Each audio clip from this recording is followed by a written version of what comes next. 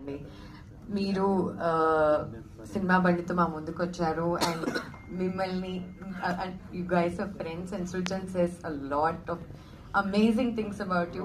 మీ దారిలోనే మేము నడవాలనుకుంటున్నాం, content based cinema చేసి మేము ముందుకు వచ్చి అలరిద్దామని. సో కన్యాకుమారి గురించి చెప్పాలి అంటే when I was shooting last year అండి I saw గీత్ ది టీజర్ చూసాను.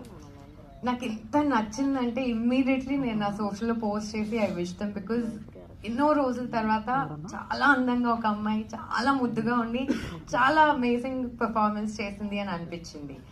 And then I was travelling with the film.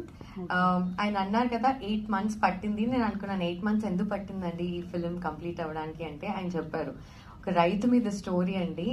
మేము ప్రతి సీజన్ ఆ పంటలు గ్రీన్గా ఉన్నప్పుడు వెళ్ళి ఆ టైంలో కవర్ చేయాల్సి వచ్చింది. మాకు వెదర్ సపోర్ట్ చేయలేదు, వేరేవేవో ఇబ్బందులు వచ్చాయి.